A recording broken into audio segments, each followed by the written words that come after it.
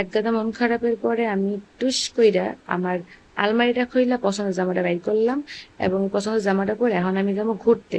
কাছের মানুষ থাকলে তারে নিয়ে যাবো, সে যদি না থাকে পছন্দের বন্ধুরা নিয়ে যাবো, কেউ যদি না থাকে আমি একলাই যাবো ভাই।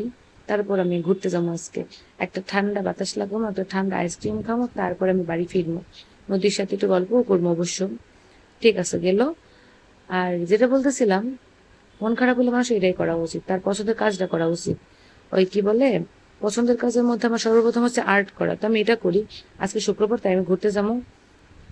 পছন্দের খাওয়াটা, পছন্দের জামাটা, পছন্দের মুভিটা, পছন্দের বইটা, এগুলোই করা উচিত, পছন্দের কাজগুলোই করা উচিত।